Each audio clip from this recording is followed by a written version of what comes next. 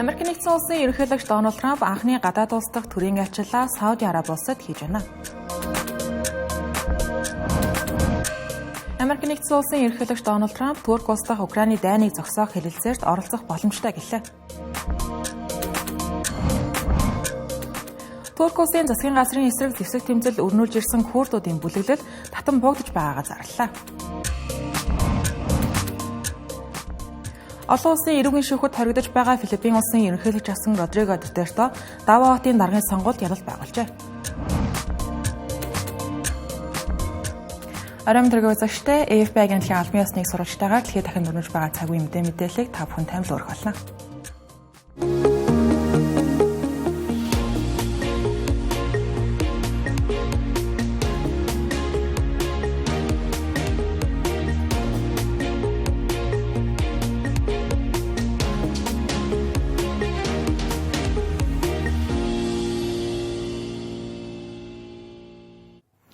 Байгалийн баялаг эдийн засгийн хэмжээгээр Персийн булангийн тэргүүлэгч 3 улс энэ 7 хоногт Америк нэгдсэн улсын ерөнхийлөгч Дональд Трампыг хүлээн авч уулзах гэж байна.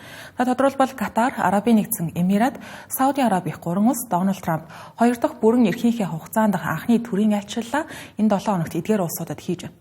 Тэгэхээр Сауди Арабиас айлчлалаа эхлүүлж цааш Катар, Арабын нэгдсэн Эмират улсаар дараалан айлчилж 5 дугаар сарын 16-нд айлчлалаа дуусна. Өнөөдөр Улаанбаатар хотын цагаар 5 цагийн орчимд тэрээр Сауди Арабид ирсэн байна. Эдгээр 3 улсын удирдагчид Дональд Трамптай харилцаа холбоо сайтай гээгддэг. Мөн зарим нь Америк нэгдсэн улсад их хэмжээний хөрөнгө оруулалт хийн гэдгийг хэдийн амласан байна. Персийн булангийн орнууд Америк нэгдсэн улстай харилцаа холбоогоо сайжруулахыг ийхүү зорж байгаа нь Америк нэгдсэн улстай стратегийн аюулгүй байдал, эдийн засгийн салбарт салшгүй түнш гэдгээ баталгаажуулах явдлаа гэж олон улсын шинжээчнэр нөхцөл байдлыг дүгнэж байгаа юм. Улс нэг бүрийнх нь онцлог Америк нэгдсэн улстай тогтоосон харилцаанд ямар ашиг сонирхол тээж байгаа вэ гэдгийг нь харах юм бол Сауди Араби улсын тухайд Америк нэгдсэн улстай цөмийн хөтөлбөрөөр хамтран ажиллах сонирхолтой байгаа юм. Гэхдээ Сауди Араби ураныг дотооддоо баяжуулах шаардлагатай болсны улмаас талуудын хоорондох хэрэлцээрүүд түр гацсан байдалтай байгаа.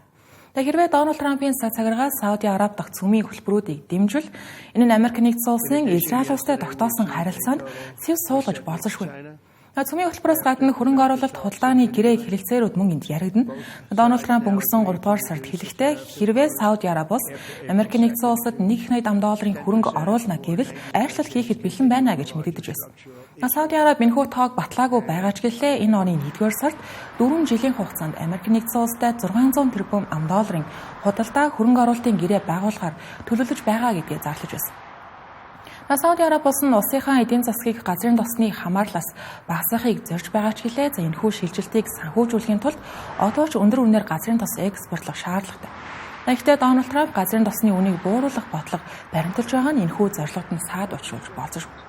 Дараагийн улс болох Арабын нэгдсэн Эмират улсын тухайд Персийн булангийн орнуудаас Америк нэгдсэн улсад хамгийн их хөрөнгө оруулалт хийж харилцаагаа бэхжүүлэхийг зорж байгаа улс.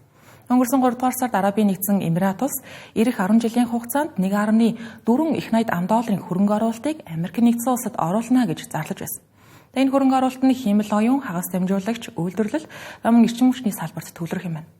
Арабын нэгдсэн Эмират улс нь 2031 он гэхэд дэлхийн тэргүүлэгч хиймэл оюун ухааны төв болох зорилготой байгаа. Үүндээ хүрэхийн тулд Америк нэгдсэн улсын өндөр хүчин чадалтай чипүүд зайлшгүй шаардлагатай.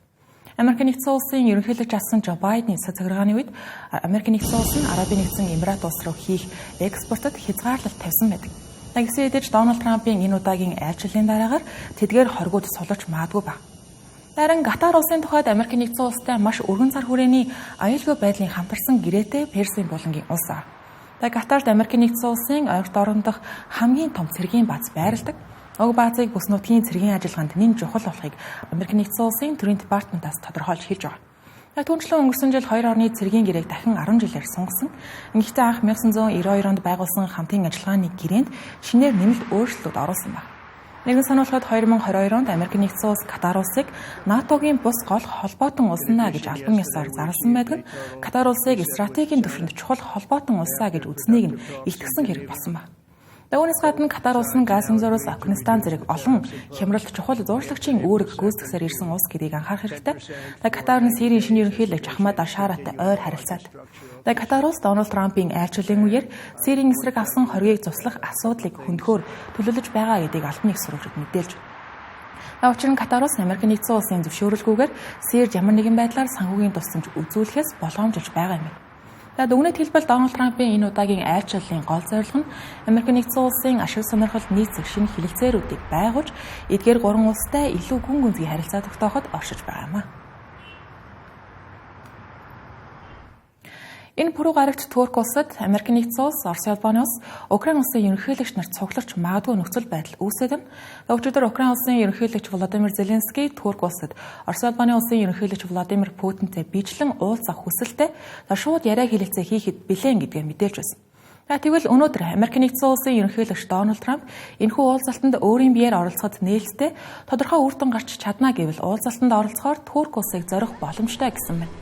Мэдээний ихэнд дурдсанчлан тэрээр яг одоо Сауди Араби улсад байгаа. Түүний айлчлал пүрэв гарагт Арабын нэгдсэн Эмират улсад дуусна. Айлчлалаасаа буцах үедээ Туркийг зорих боломжтой гэсэн үг. Дональд Трампын энэхүү байр суурийг Украин улсын ерөнхийлөгч Владимир Зеленский сайшаан хүлээн авсан байна.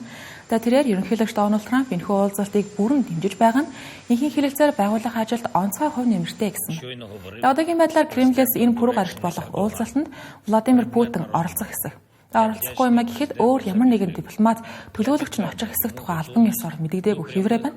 Өнгөрсөн 7 хоногийн бям гаргаас нэм гарагт шилжигшин Владимир Путин Украины дипломатуудтай нүүр тулсан шууд яриа хэлэлцээ хийх саналыг анх тавьсан байдаг. Хэрвээ уулзалт болох юм бол энэ нөрөө 2022 онд Орос улбаны улс болон Украины дан ихснээс хойш хоёр улсын хооронд болох дээд түвшний анхны уулзалт болох байна. Уулзалтанд 3 улсын ерөнхийлөгч нар ирэхгүй дипломат төлөөлөгч нар нь ирсэн байсан ч гэлээ уулзалт болж байна гэдэг нь өөрөө 4 дахь жилдээ үргэлжилж байгаа энэхүү дайны төгсгөлийг эхлүүлэх чухал алхам болно гэдэг нь бол гарцаагүй. Тэгэхдээ өнөөдрийн Дональд Трампын мэдээлэлтэд зэрэгцэн Европ дахь Украины холбоотон орнууд Турк дахь уулзалт болж чадах хэсгээс үл хамааран өнөөдрийн дотор Орос улбаны улсыг Украинтай болцолгүй гац зогсоох тохиролцоонд хүрэхгүй бол Орос улбаны улсын эсрэг шинэ хориг арга хэмжээ авах болно гэж анхааруулсан байгаа нь нөхцөл байдлыг тун ээдэртэй болгож байгаа. Тодорхойлбол Франц, Герман, Их Британи зэрэг улсын удирдагчид тэднийг төлөөсөн Германы засгийн газрын хэвлэлийн төлөөлөгч Штефан Корнелиус 30 хоногийн болцолгүй гац зогсоохыг шаардаж, энэ нөрөө Киев, Москвагийн хооронд шууд хэрэлцээний урьдчилсан нөхцөл болно гэж мэдэгдсэн байна. Уг Европын улс орнуудын анхааруулгыг Орос улбаны улсын талаас таатай хүлээж аваагүй нь бол мэдээж Кремлийн хэвлэлийн төлөөлөгч Дмитрий Песков Орос улбаны улс инх тайвныг хүсэж байгаа хэдий ч бодит яриа хэлэлцээ хийхийг илүүд үзнэ. Түүнчлэн Европын улс орнуудын анхааруулга дарамт шахалтыг хүлээн зөвшөөрөхгүй гэсэн байгаа юм а. Дараагийн онцлог мэдээ. 40 гаруй жилийн турш Турк улсын засгийн газрын эсрэг зэвсэгт бослого өрнүүлсэн Курдын хөлмөрчдийн нам бүлэглийнхэн сайн дураараа татан буугдаж зэвсгээ хураалгах шийдвэр гаргасан гэдэг талаар бүлгийн гишүүд болон Туркийн засгийн газрын төлөөлөгч нар мэдээлж байна. Уг бүлэглэл нь 1984 онд анх тусгаар Курдын улсыг байгуулах зорилгоор эвлэлд нэгдэж их баригчдын эсрэг эсэргүүцлээ илэрхийлж гисэн байдаг. Энэ хугацаанд бослого Өмэний улмаас 40,000 гаруй хүн амьд энэ нөрөө Туркийн нийгэм эдийн засагт асар их дарамт учруулсан гэдэг. Тэдний тарах шийдвэр нь Турк улсын улс төр эдийн засгийн доктортой байдалд эргээр нөлөөлж, түүнчлэн Ирак, Сирийн хилийн бүсдэх хурцдмал байдлыг намжаахад түлхэц болно гэж ажиллагч нар дүзэж байна. Турк улсын ерөнхийлөгч Режеп Тайип Эрдоган энэ шийдвэрийг терроризмгүй улс байгуулах зорилгод нь чухал хэв нэмэртэй алхам боллоо гэж тодорхойлсон. Турк дахь одоогийн нөхцөл байдал нь Сирь дахь Курдын хөлмөрчдийн намын холбоотон гэгддэг Курдын ард түмний хамгаалтын алба их нэртэй бүлгийн хүчнөлөөс суларч түншлэн Сирь улсын ерөнхийлөгч асан Башар ал-Асадын дэглэм унсны дараах нөхцөл байдалтай давхцаж байгаа. Курдын хөлмөрчдийн намын хувьд Иракийн хойд хэсэгт байр суурь нь суларч Туркийн газар нутгаас шахагдаж байгаа тарах шийдвэрт нь хүргэсэн байх магадaltaй байна. Курдын хөлмөрчдийн намын хэвлэл болох Фират агентлагийн мэдээлснээр уг бүлэглэл нь өнгөрсөн 7 хоногт болсон 12 дугаар их хурлынхаа үеэр бүлгийн бүтэц зохион байгуулалтаа тарааж зэвсэг тэмцлээ зогсоох шийдвэр гаргасан гэж мэдээлсэн байна. Түүнчлэн бүлгийн төлөөлөгч цэргийн бүх үйл ажиллагаа нэн даруй зогсноо гэж мэдээлсэн ч гэлээ зэвсгээ бүрэн хураалгах хэсэг нь Турк улсын засгийн газрын цаашдын хандлага, Курдуудын эрхийн зөрчлийн асуудал, бүлгийн гишүүдийн ирээдүйн статус зэрэгтэй холбогдсон гарна гэсэн байна. Курдуудын хөлмөрчдийн намын удирдагч Абдулла Ожалан 1999 оноос хойш Стамбулын шоронд хоригдож байгаа. Нарийн сануулгад тэрээр энэ оны 2 дугаар сард бүлгээ тарахыг өөрөө уриалсан байдаг. Уг бүлгийн зүгээс түүнийг бүлгийн тарах үйл явцыг удирдана гэж зарласан ч гэлээ Туркийн засгийн газрын зүгээс түүний оролцоог хүлээн зөвшөөрөх хэсэг нь эргэлзээтэй.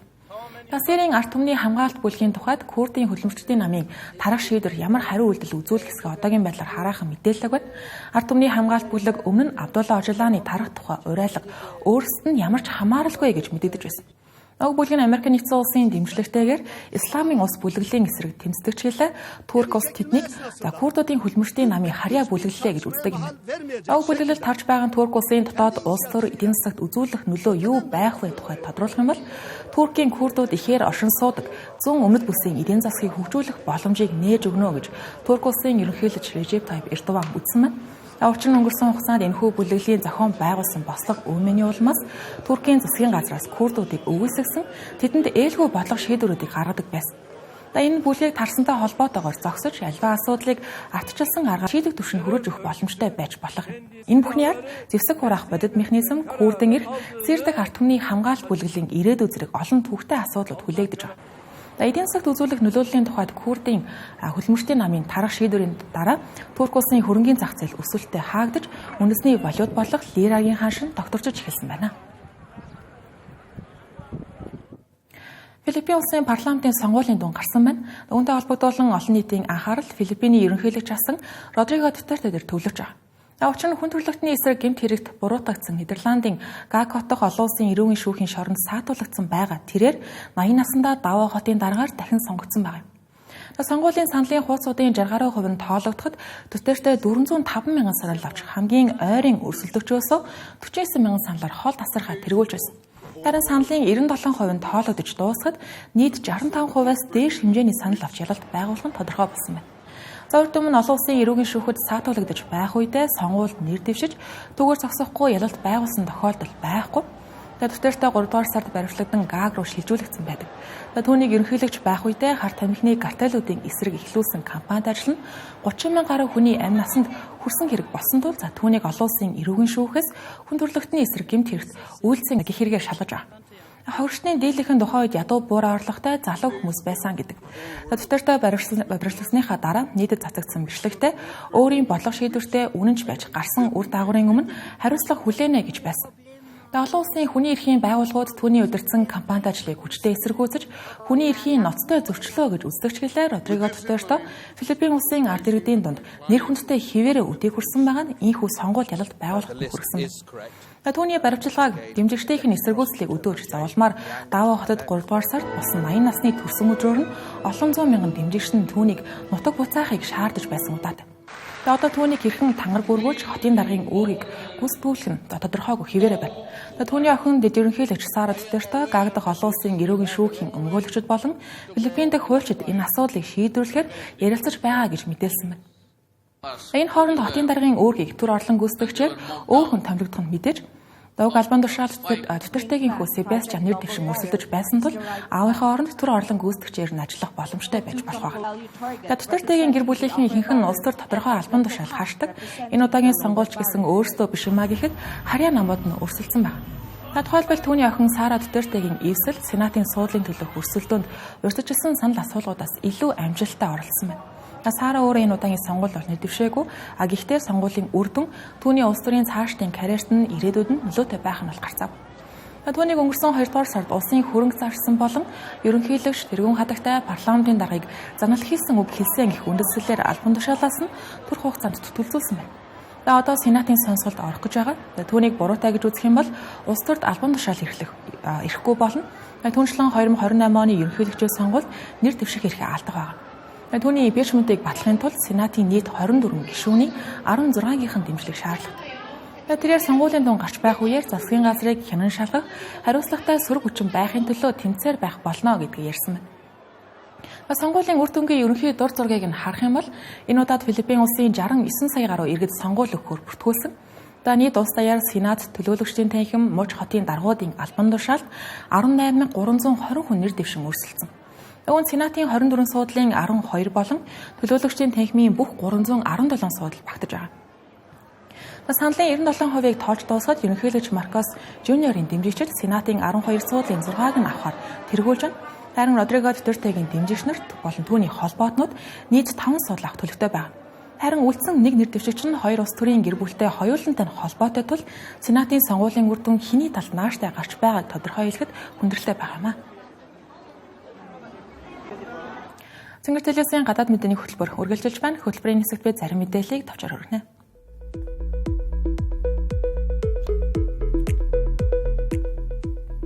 Тайваны удирдагч асан Цаан Ивэн энэ 7 хоногт Их Британи улсад айлчлахаар болжээ. Тэрээр Их Британи парламентын гишүүдийн урилгаар очиж хоёр орны харилцааг бэхжүүлэхийг зорж байгаа гэлээ.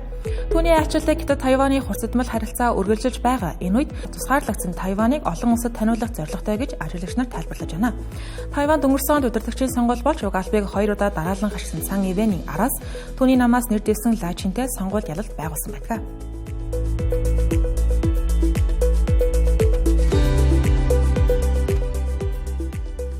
Elemental Power болон Google компани 3 цөмийн цахилгаан станцын бүтээн байгуулалтын ажилд хамтран оролцохоор тохиролцсон тухайга мэдээллээ. Байгууламж бүрэн дор хаяж 600 мегаваттын хүчин чадалтай байх ба Google компани үйлдвэрүүдээс гарах цахилгааныг худалдан авах эрхтэй байх юм байна. Google-ийн хөрөнгө оруулалт нь анхан шатны хөгжүүлэлт, тухайлбал зөвшөөрөл авах, дамжуулах шугамтай холбогдох эрх авах, гэрээ хэлцэл хийх зэрэгт зарцуулагдана. Elemental Power компани тухайд 2022 онд байгуулагдсан цөмийн эрчим хүчний төслүүд хэрэгжүүлэгч компани байна.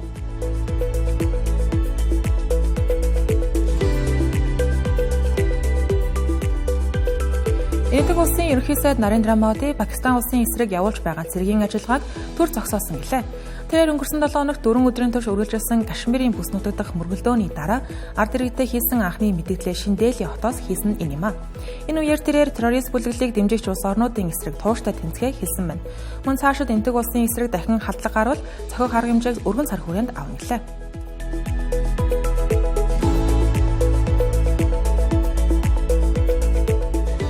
2025 оны 4-р сард Америк нэгдсэн улсын тарифын орлого 16.3 тэрбум $, болж түүхэн дээд хэмжээнд хүрсэн байна. Энэ нь 3-р сард авсан 875 тэрбум $-оос 86%-аар илүү, өнгөрсөн оны мөн үеийн 7.1 тэрбум $-оос 2 дахин өссөн үзүүлэлт юм. Харин тарифын орлогын жилийн дүн ийнхүү 63.3 тэрбум $, хүрч өнгөрсөн оныхоос 18%-аар илүү гарчээ. Америк нэгдсэн улсын ерөнхийлөгч Дональд Трамп 4-р сарын 2-нд бүх импортод 10% тариф тогтоосон нь ийнхүү тарифын орлогыг өсгөхөд хүрсэн байна.